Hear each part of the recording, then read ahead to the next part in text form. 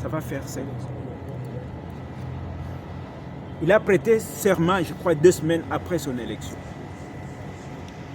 Dans les pays où les choses vont bien, après que le président ait prêté serment, il nomme dans la semaine qui suit son gouvernement.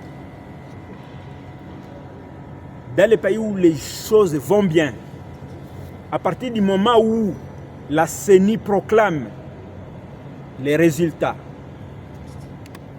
les députés élus sont convoqués.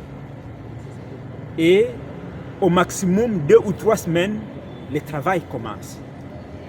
Ici, nous avons fait presque 3 mois sans que le travail ne commence. Lorsqu'on pensait que les choses vont démarrer, on nous a dit que le calendrier est renvoyé sur nous. Nous ne sommes pas des dieux, nous ne sommes pas des anges pour répondre à ta question, pour savoir qu'il y a quelque chose qui est en train de s'organiser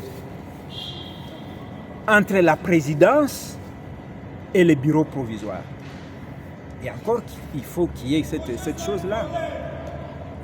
Je doute quand je suis les propos du chef de l'État, quand j'entends comment est-ce qu'il se bat sur la scène internationale, je doute que le chef de l'État soit mêlé dans ce qui bloque la machine.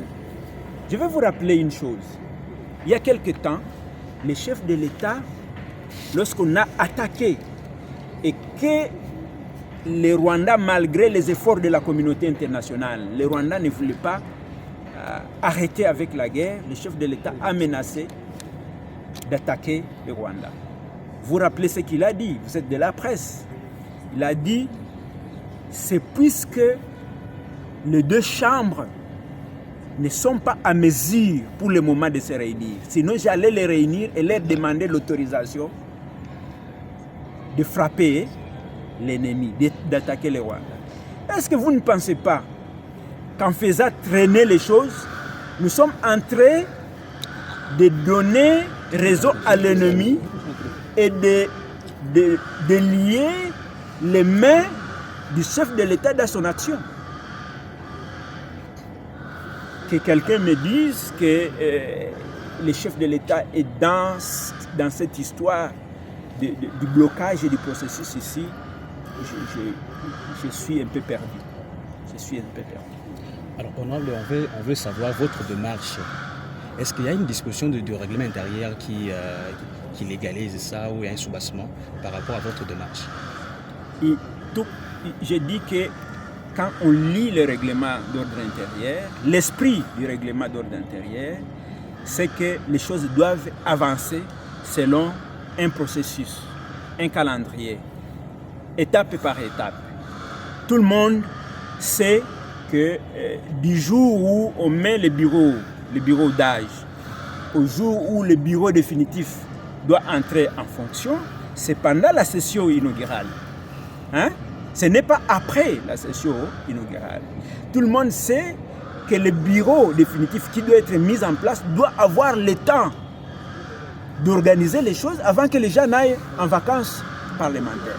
Maintenant, si on va jusqu'à la dernière minute, si c'est le 14 qu'on va mettre les bureaux, le 14 juin qu'on va mettre le nouveau président, il va faire comment? On va commencer cette législature par des sessions extraordinaires. Est-ce que c'est possible? Le pays n'a pas de milliards qu'on doit continuer à dépenser inutilement quand on peut dépenser peu. Donc, il faut qu'on fasse les choses correctement. Et c'est ce que les gens de l'extérieur, les partenaires extérieurs nous reprochent. C'est que nous mettons de la blague un peu partout. Nous sommes à la théâtre. Papa yende alobaki anguna kuna nanani na sur sa chaise là dans la plénière. Donc c'est à la théâtre. On ne peut pas continuer à théâtraliser la scène politique dans le pays.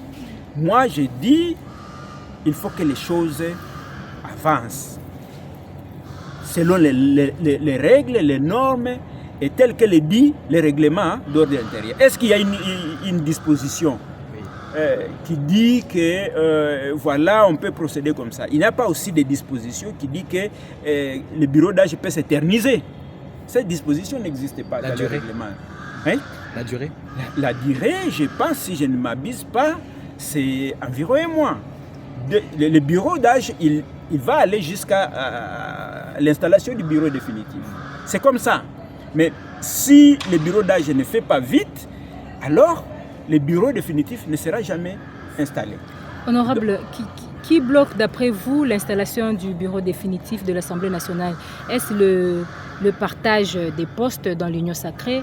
C'est le bureau provisoire ou c'est la Constitution qui bloque tout? La Constitution ne bloque rien.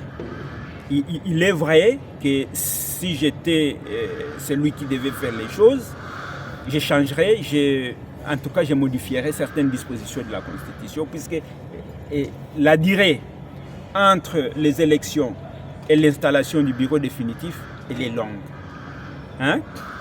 Pour répondre à la première question, je trouve que c'est long, mais ce n'est pas la Constitution qui nous amène jusque là où nous sommes. Ce n'est pas à cause de la Constitution que les élections du bureau définitif ne se font pas. Qui bloque? Je ne vais pas dire que c'est tel ou tel autre. Je dis tout simplement que ceux qui sont censés le faire, qu'ils le fassent selon les dispositions du règlement d'ordre intérieur. Nous ne pouvons pas attendre éternellement. Alors, peut-être une dernière question. Maintenant, je pense que les 24 heures que vous avez données sont expirées. Quelle démarche prévoyez-vous pour le moment? 24 heures s'achèvent demain. Les collègues sont en train de se mobiliser. Ils sont en train de se mobiliser. Si demain rien n'est fait, les jours qui suivent, nous allons passer à des actions de contrainte. Mais j'ai dit que j'espère que nous n'allons pas arriver jusque-là, puisque je compte sur la sagesse du président Mbosso. Le président Mbosso, il nous a dirigés durant 3 ans. Et pour dire vrai, nous l'avons aimé. Nous l'avons aimé. Je ne pense pas qu'il va aller jusqu'à détruire ce qu'il a construit à nous. J'ai fait donc un appel à lui, qu'il puisse recourir à la sagesse. Quand on est le plus âgé de la famille, on suppose que vous êtes le plus sage de la famille. J'ai fait appel à sa sagesse. Il a accepté de jouer les jeux de primaire au sein de l'Union sacrée. Il n'était pas obligé. S'il voulait être indépendant, puisque j'apprends qu'il veut être indépendant, tout ça, je n'ai pas entendu parler de ça dans sa bouche. Hein. Je ne vais pas dire que c'est lui. C'est peut-être des rumeurs. C'est peut-être des gens autour de lui qui disent ça. Je ne vais pas affirmer ici que Mbosso a dit qu'il veut être candidat. Mais on entend parler qu'il veut être candidat indépendant. Si c'est le cas, ça serait une trahison pour nous, ses enfants. Puisqu'il a accepté de jouer le jeu. Et le jeu était transparent. Kamere a gagné. Comme je l'ai dit dans d'autres médias, Kamere n'a pas gagné contre Mbosso. Kamere n'a pas gagné contre Bahati. Kamere a gagné pour la République. Vous me comprenez? Kamere a gagné pour la République. Et le fair play veut que les 3 candidats se félicitent les uns les autres et qu'ils se facilitent les uns les autres. Donc ce qu'on lui demande, c'est de nous faciliter d'aller de l'avant. Qu'il appelle, qu'il relance le processus, hein, le calendrier, et que nous allions rapidement au vote. Les regroupements sont déjà informés. Les consultations ont déjà été faites. Les regroupements qui doivent nommer ou doivent présenter tel ou tel autre candidat à un tel ou tel autre poste sont déjà connus. Il ne reste que la convocation pour qu'on passe aux choses sérieuses. Voilà. Merci beaucoup. Merci beaucoup. Honorable.